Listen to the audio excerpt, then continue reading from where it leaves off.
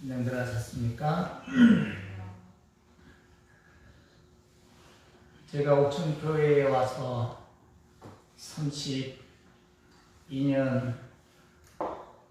사역하면서 여러분들은 32년 동안 제 설교를 들었기 때문에 오늘 특별한 내용이 아마 아닐 것입니다만은, 그러나 우리는 태어나서 음식을 먹으며 죽을 때까지 그 음식을 먹습니다.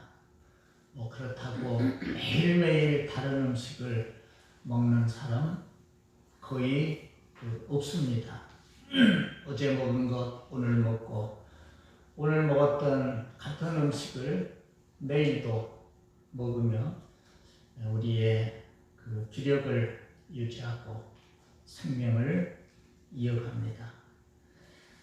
오늘 본문의 말씀 우리 잘 아는 5장, 6장, 7장은 저 유명한 예수님의 산상수훈 혹은 산상보훈이라고도 불려지는 아주 귀한 진리의 말씀입니다. 복음 중에 복음의 말씀은 요한복음 3장 16절, 기도 중에 기도는 예수님의 가르쳐 주신 주기도문, 교훈 중에 교훈은 산상수훈. 그러나 창세기 1장 1절부터 계시록 22장 22절까지 모든 말씀 한 구절 한 구절이 절대적인 진리의 말씀이요 우리에게 생명이 되는 까닭에, 오늘 2000여 년 전에 우리 예수님께서 주 28년경이라고 하는데 크리나텐 산 위에서 가르치신 이 교훈의 말씀 중 오늘 18절부터 13절부터 16절까지 말씀을 가지고 성도는 소금과 빛이다.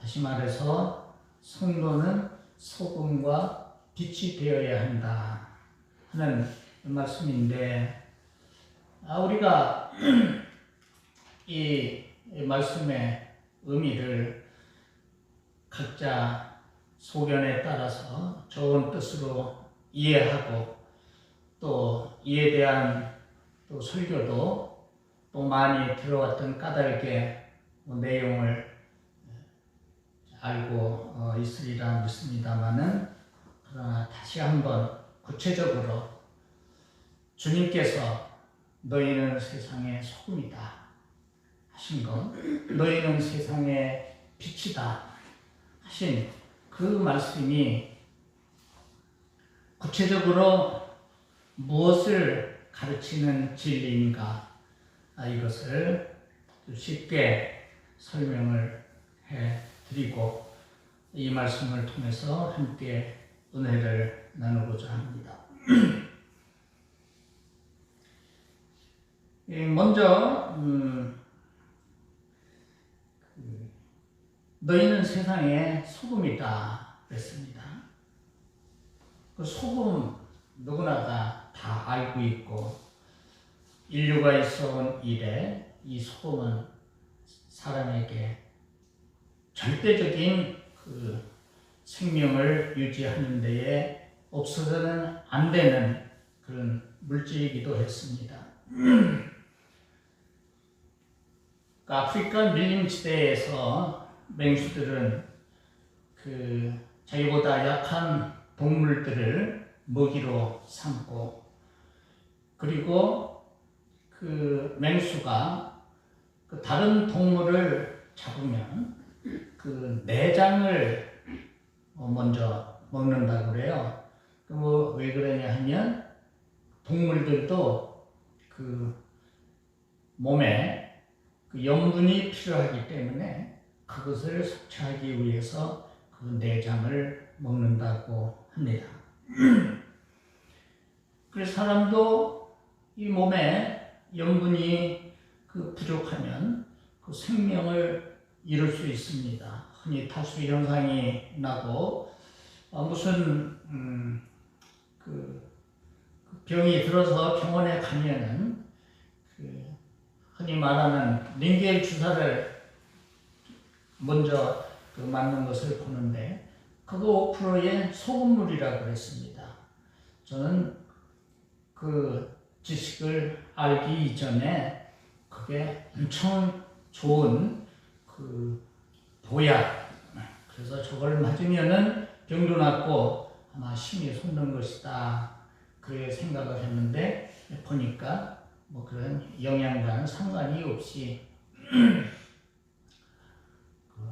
수분과 영분을 몸속에 주입하는 그것이라고 해요. 그 세상에 우리를 성도를 세상의 소금이다. 이건 무슨 뜻인가? 왜 사람을 소금에다 비유를 했을까? 우리 세상에서도 사람을 말할 때에 흡사한 표현을 하는 경우를 우리가 들어봅니다. 예를 들면 어떤 사람을 가리켜서 말하기를, 아이 저 사람 아주 싱거운 사람이야, 싱겁받은 사람이야. 그 싱겁다는 것은 소금과 관련해서 음식과 관련해서 표현되는 것 아니겠습니까? 또 어떤 사람을 가리켜서 아, 시덕기 짠 사람이야, 또 그런 말도 합니다. 어떤 사람은 저 사람은 아주 사람이 구수한 사람이야, 저 사람은 아주 속이 구린 사람이야, 뭐 이런 맛에다 비유를 해서 사람을 이제 표현하는데, 이제 그런 말을 들으면 듣는 사람이 그 사람에 대해서 그 사람은 그런 사람이구나, 알게 이제 되는 거와 마찬가지입니다. 그래서 소금은 인류의 인간에게나 동물에게나 없어서는 안 되는 중요한 요소인데, 이 순수한 좋은 소금, 이 예수님이 너희는 세상의 소금이다 라고 말씀하실 때의 그 소금입니다. 소금이라고 다 같은 소금이겠습니까? 요즘 중국에서 들어오는 중국산 소금, 그거는 맛도 그러려니와 오히려 인체에 해가 되는 요소들이 많이 있는데, 학자들이 분석해서 말하는 참 순수한 좋은 소금은 7가지의 맛을 가지고 있다고 합니다. 우리가 흔히 소금은 짜다고 하는, 간을 맞추는 이런 것만 생각하기가 쉬운데, 그걸 분석해 보면은 7가지의 요소를 가지고 있다.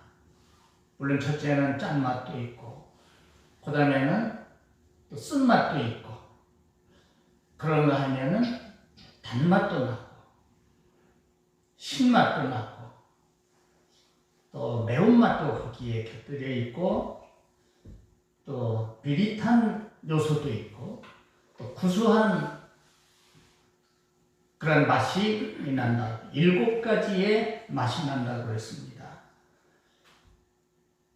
그 7가지의 맛을 순수한 소금은 가지고 있다 하는 것을 알고 나니까 이해가 됩니다.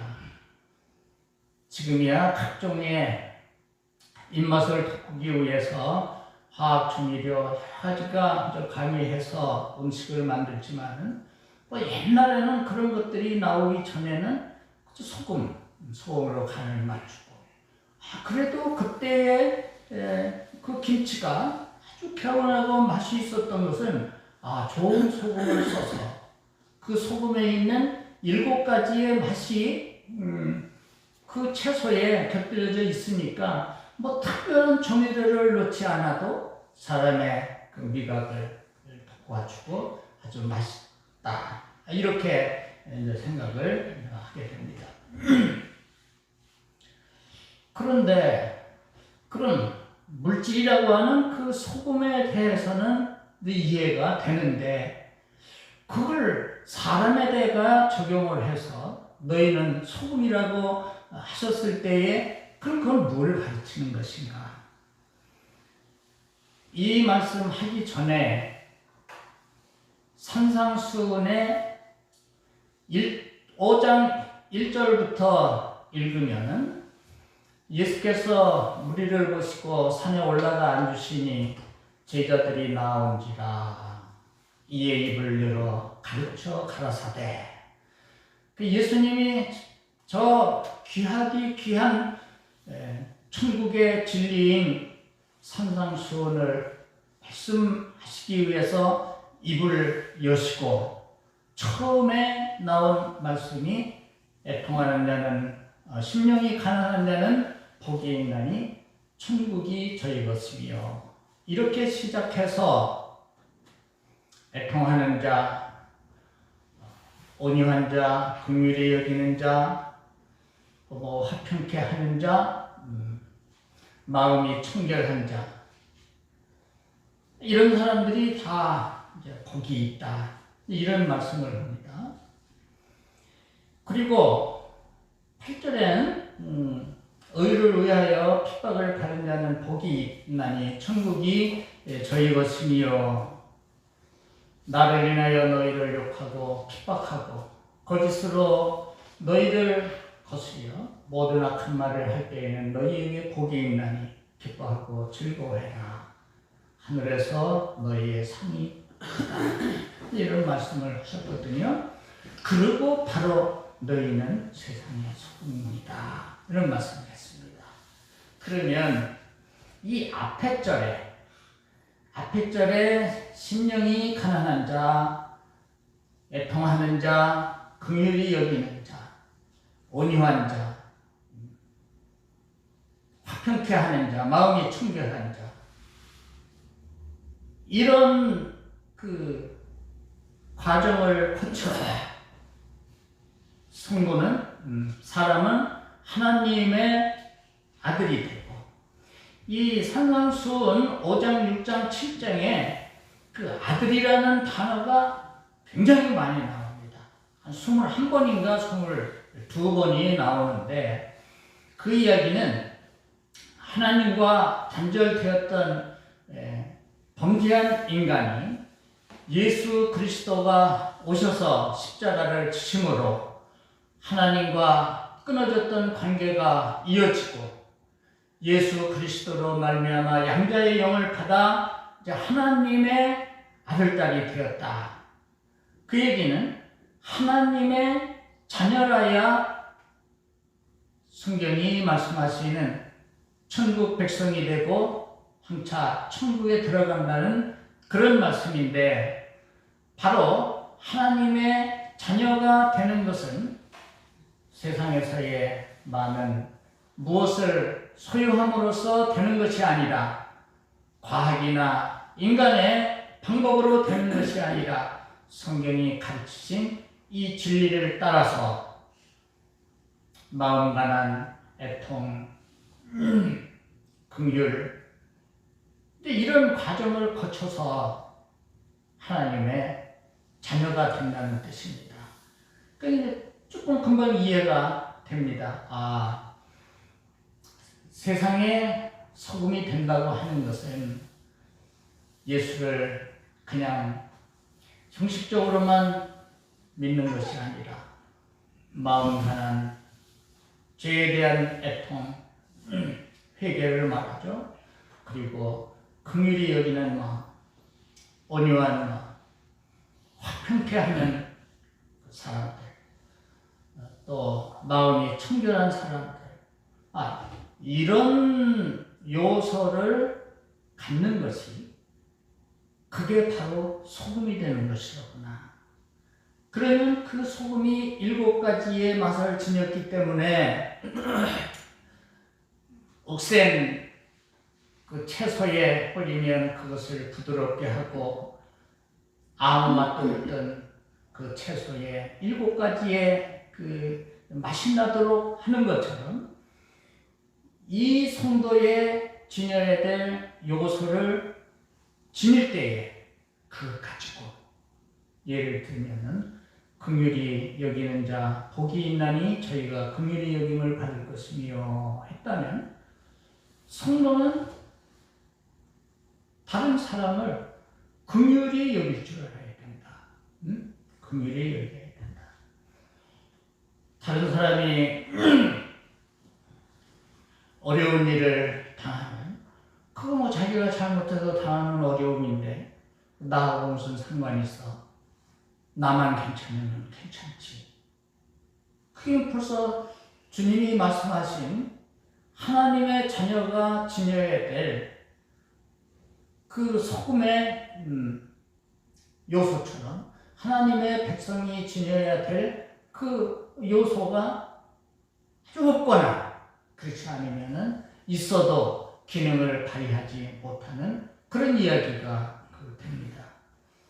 화평케 하는 자는 복이 있나니 저희가 하나님의 아들이라 일컬음을 받을 것이며 성도는 화평케 해야 된다.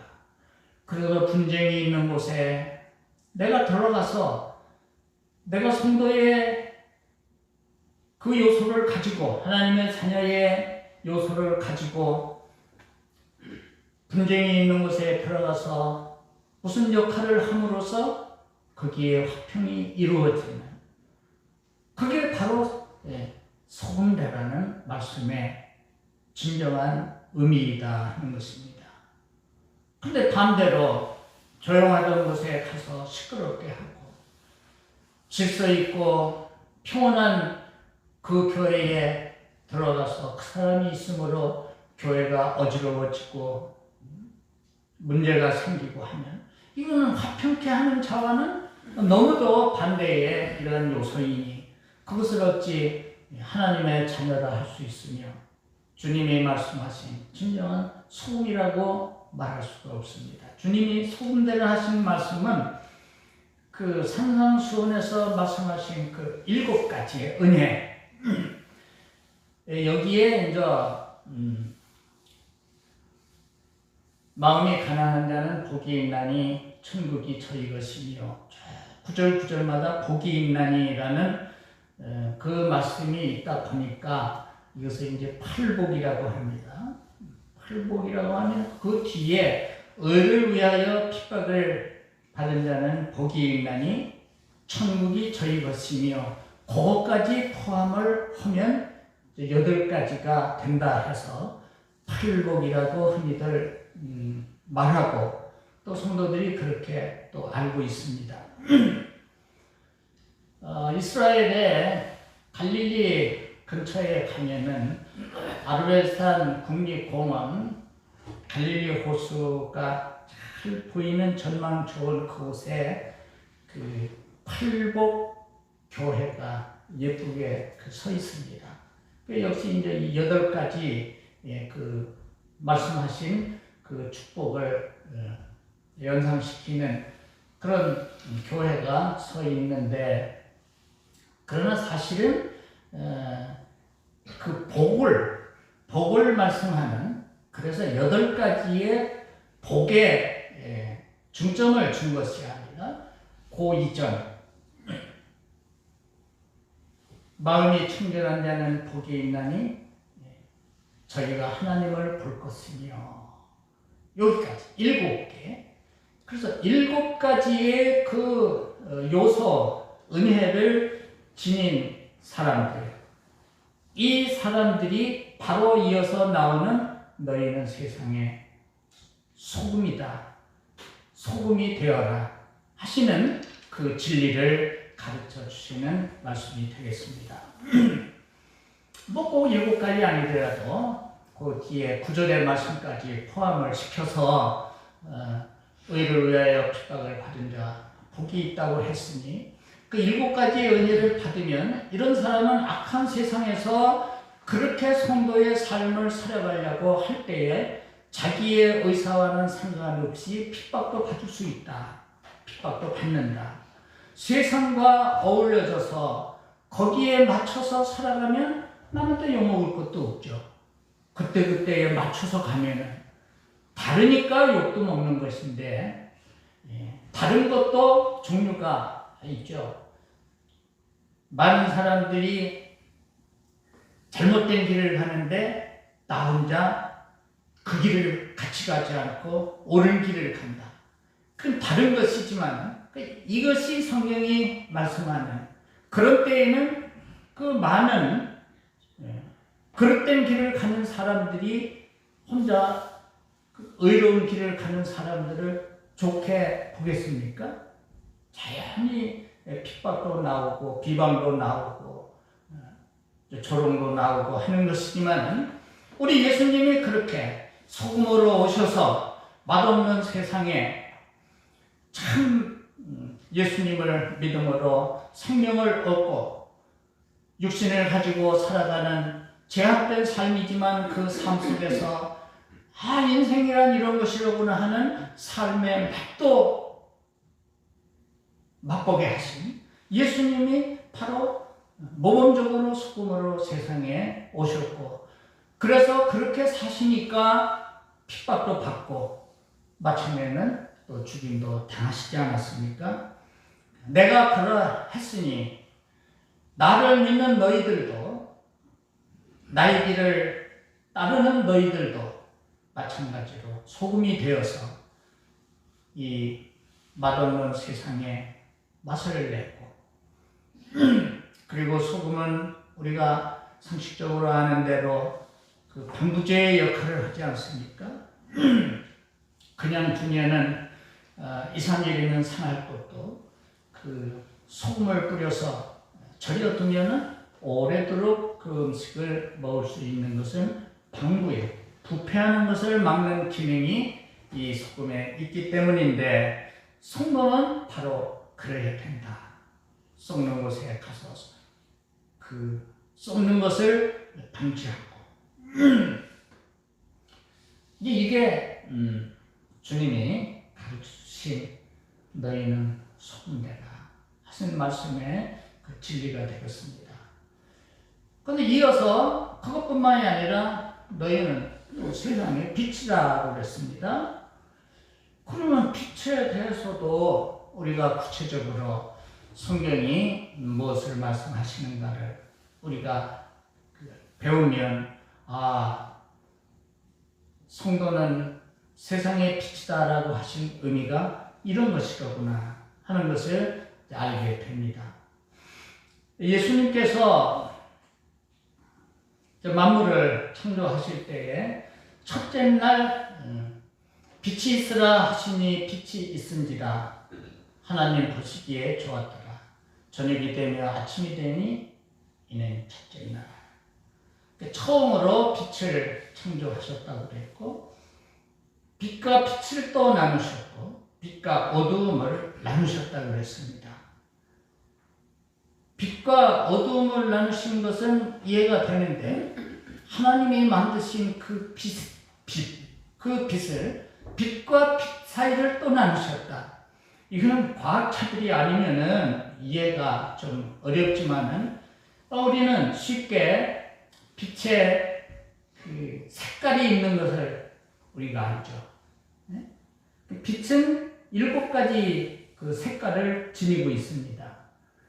그 흔히 육안으로 볼 수 있는 게 소나기 내리고 반짝 해 뜨면 하늘에 아름답게 그 펼쳐진 그 무지개, 빨주, 노초, 파남보, 빨강, 주황, 노랑, 초록, 파랑, 보라, 그 7가지 색이 그 빛에 포함이 된 7가지 색이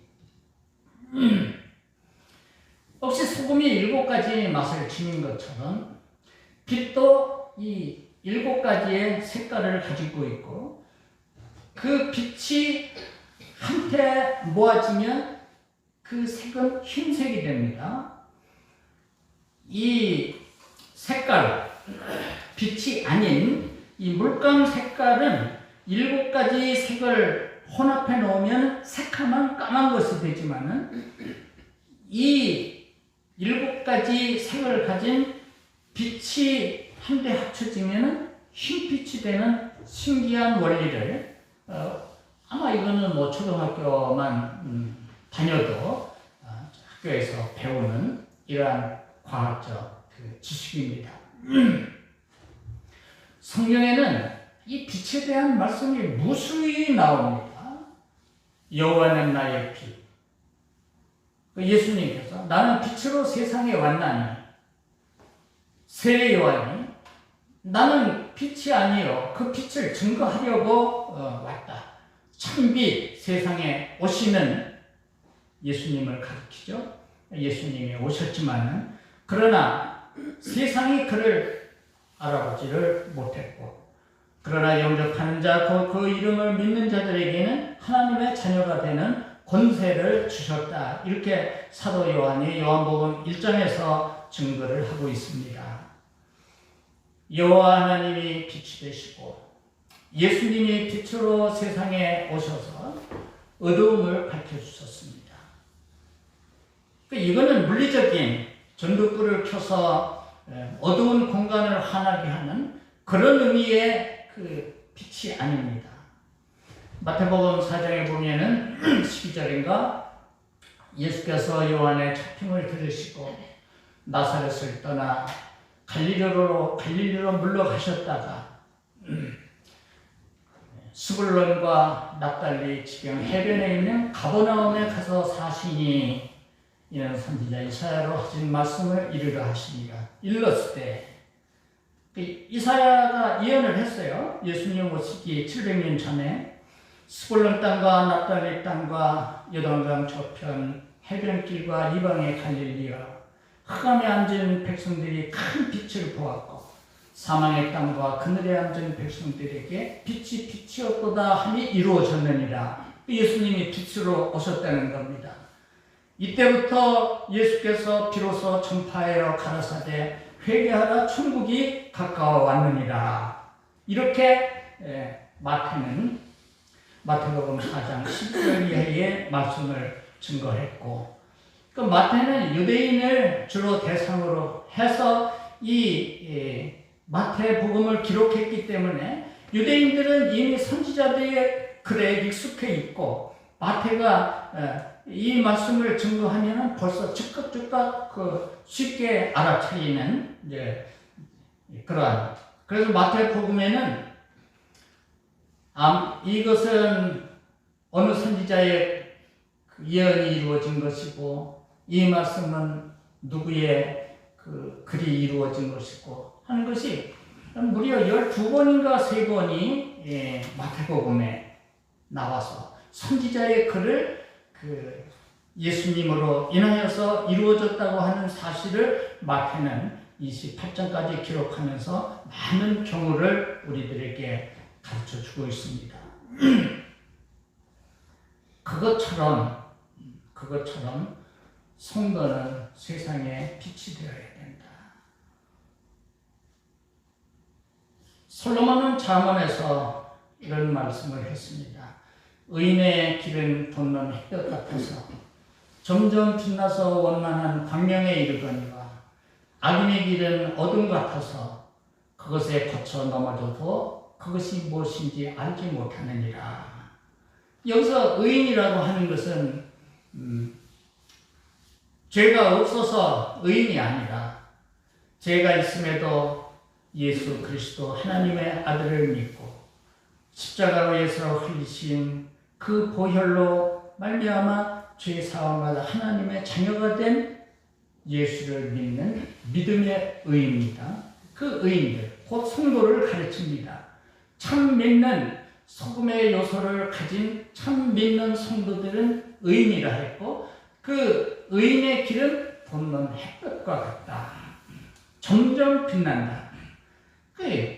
신앙생활해서 진리를 점점 배워가고 믿음이 자라고 그래서 신앙생활을 더 원숙하게 하는 사람은 마치 돋는 해와 같이 아침에 태양이 뜰 때는 뭐 그렇게 밝지 않지만은 점점 해가 중천에 뜸으로써 온 천지가 밝은 대명 천지가 되는 것처럼 참 믿는 소금과 빛의 요소를 가진 성도의 삶은 반드시 그러하다.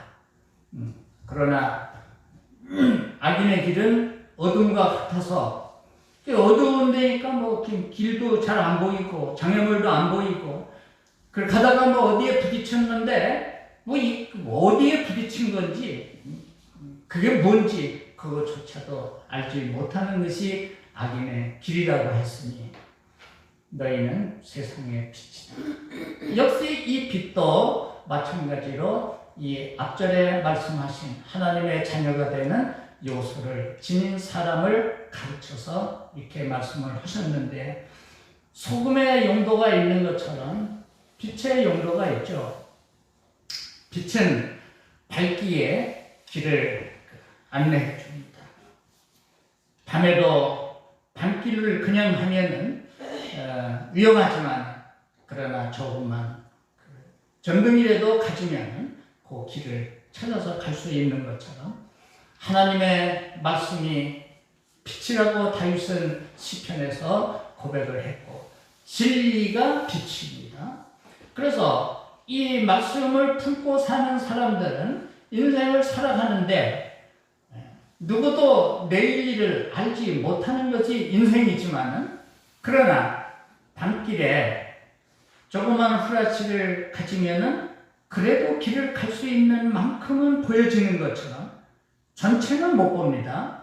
그 어느 일정 부분만은 우리가 길을 알 수 있는 것처럼 우리가 하나님의 말씀을 지녔다고 해서 우리가 죽을 때까지 우리의 미래를 다 안다는 것은 아닙니다만은 그러나 알 수 있는 그 부분만큼은 지혜롭게 알아차리고 그래서 안전한 길을 갈 수 있다.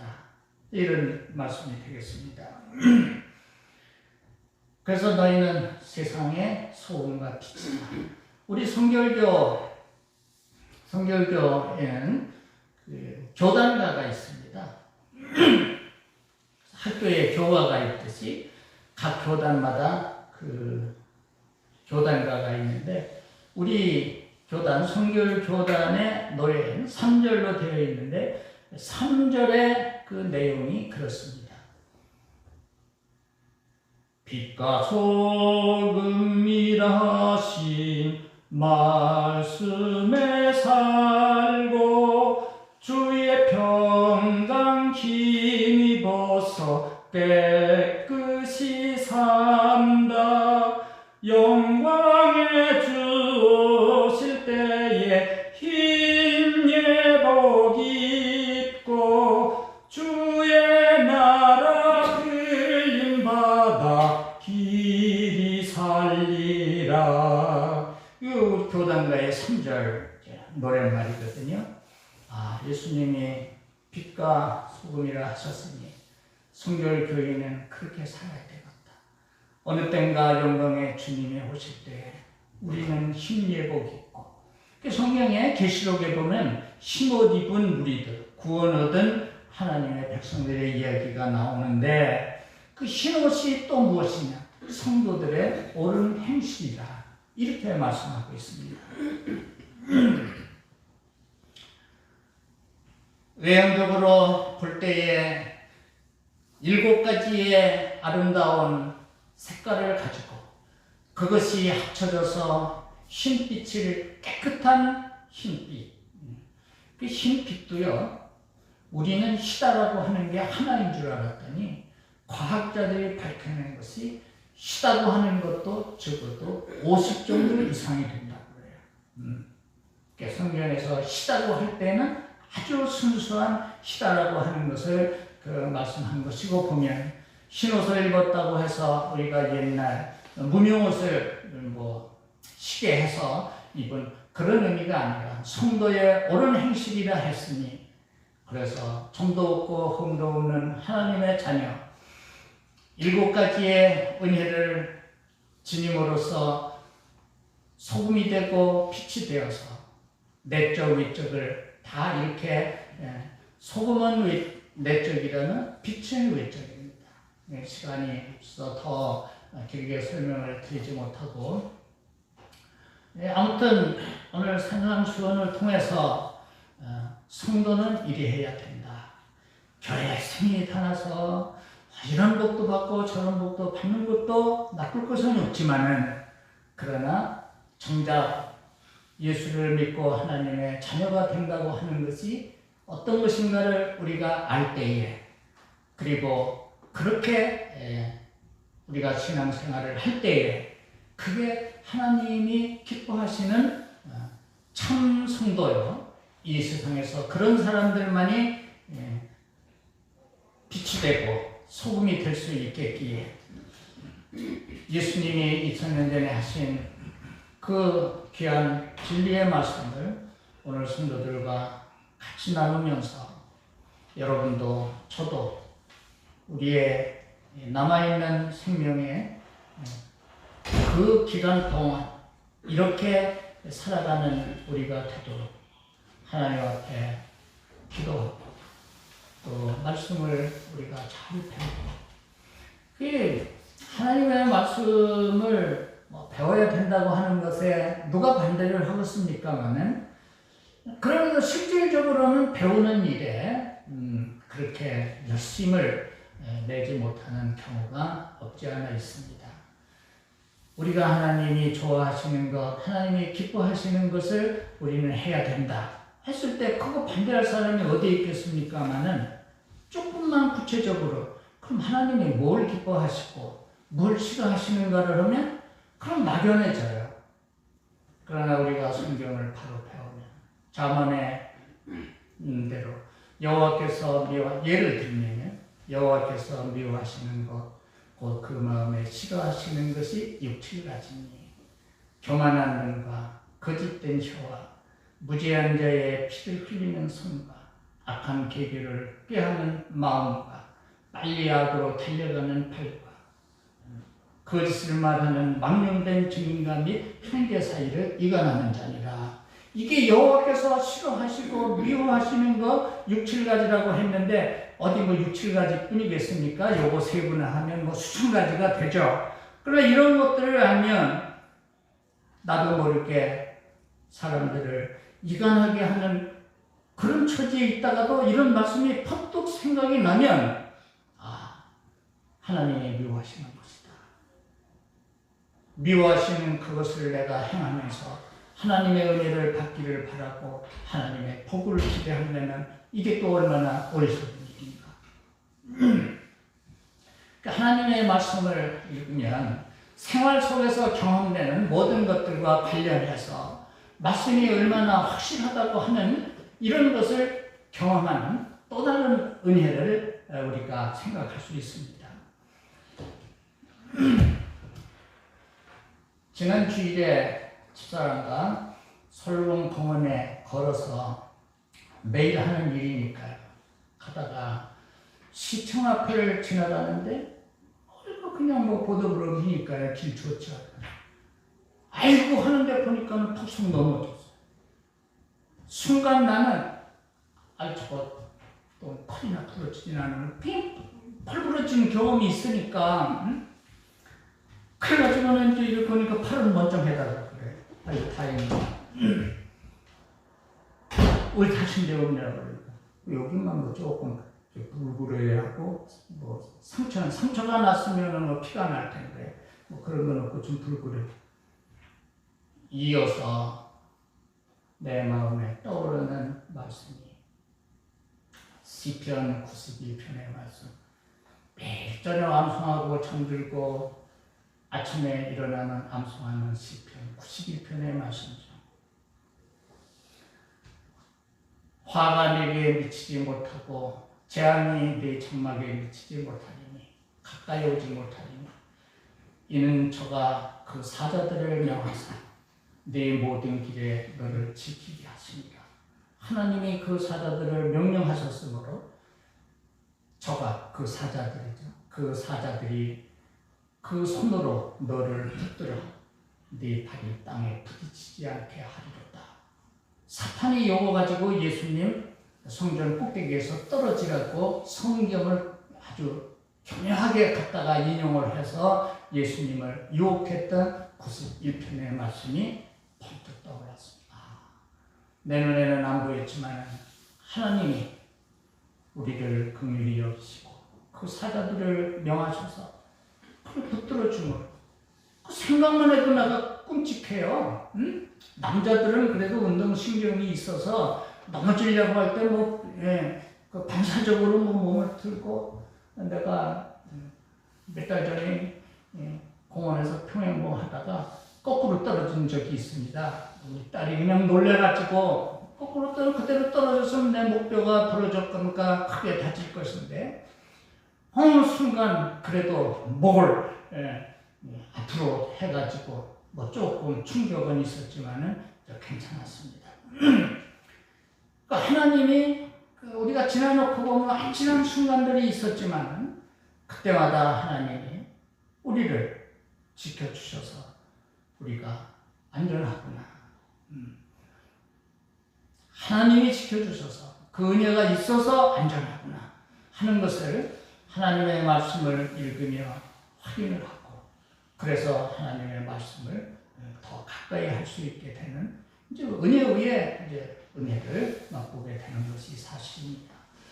우리 옥천 중앙교회의 성도들 오늘 말씀의 제목 마음의 자아를 간직하고 잘 소화시켜서 남은 세상 빛과 소금 되가신 이 말씀으로 살아가는 여러분 되시기를 바라는 마음에서 오늘 이 말씀을 전하게 되었습니다.